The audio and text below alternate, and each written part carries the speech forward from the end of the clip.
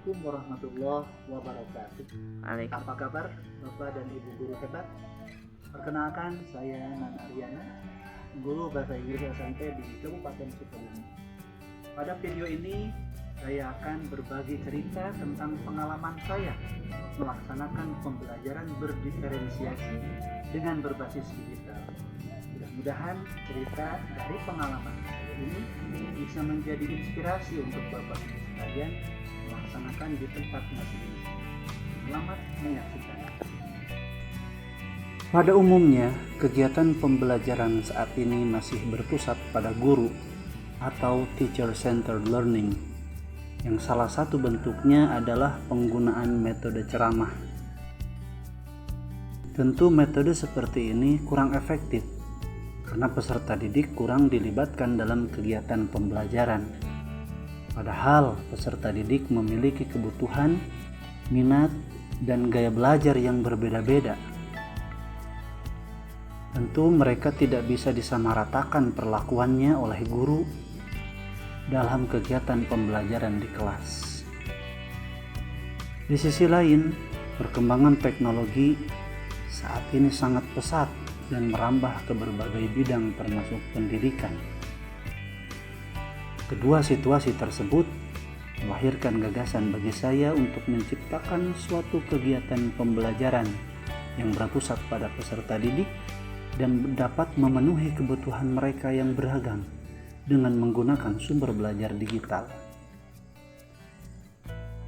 Tantangan bagi saya melaksanakan pembelajaran digital berdiferensiasi ini adalah keterbatasan sarana dan prasarana pendukung, seperti adanya beberapa peserta didik yang belum memiliki handphone, serta tidak tersedianya jaringan yang kuat di ruang kelas. Tantangan tersebut tidak menyurutkan semangat saya untuk melaksanakan praktik baik ini. Saya berkolaborasi dengan guru lain untuk bisa mengatasi tantangan ini. Saya memulai praktik baik ini dengan memetakan gaya belajar peserta didik melalui asesmen diagnosis. Hasilnya saya jadikan sebagai patokan untuk mengelompokkan peserta didik di kelas, yaitu menjadi kelompok auditori, visual, dan kinestetik. Kemudian saya mempersiapkan bahan ajar berupa video untuk materi dan latihan kelompok visual, audio berisi monolog untuk kelompok auditori, serta bahan bacaan untuk kelompok kinestetik, yang mana bacaan tersebut saya ubah ke dalam bentuk kode batang atau barcode.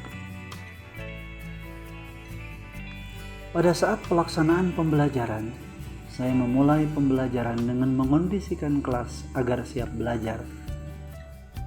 Kemudian saya menyampaikan pertanyaan pemantik kepada peserta didik untuk memancing antusiasme mereka terhadap materi yang akan dipelajari. Barulah setelah itu saya menjelaskan konsep materi secara klasikal. Tahapan selanjutnya adalah tahapan diferensiasi proses dan konten. Kelompok auditori saya arahkan untuk mengakses tautan yang berisi monolog tentang materi yang sedang dipelajari. Mereka diminta untuk mendengarkan dan mencermati monolog tersebut, serta mencatat hal-hal penting pada lembar kerja kelompok yang diberikan. Kelompok visual diarahkan untuk mengakses tautan yang berisi video. Video tersebut berisi adegan tentang materi yang dipelajari. Mereka pun diminta untuk mencatat hal-hal penting dari video tersebut.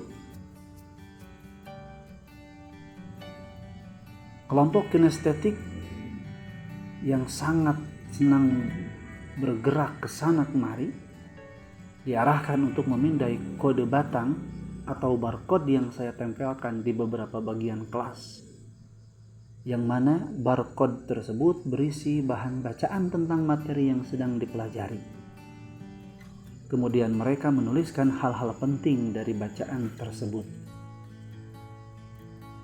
Setelah tahapan ini selesai, saya meminta perwakilan setiap kelompok untuk mempresentasikan hasil diskusi mereka tentang pendalaman materi yang telah dilakukan.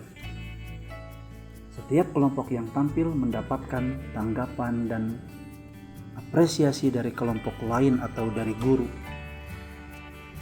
Tahapan berikutnya adalah tahapan diferensiasi produk. Kelompok auditori diarahkan untuk menjodohkan gambar dengan keterangannya yang tepat,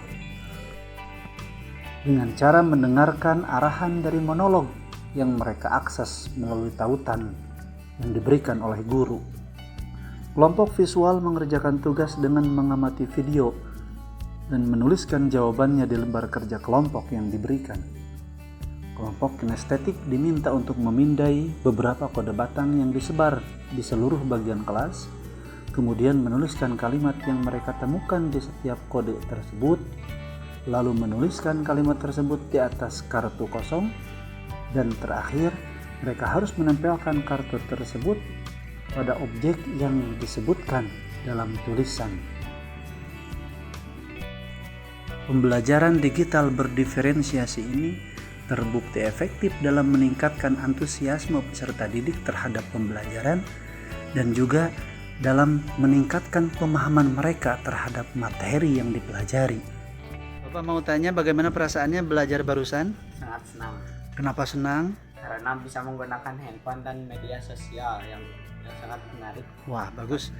Materinya mudah dipahami dengan cara begitu? Insyaallah Udah ya.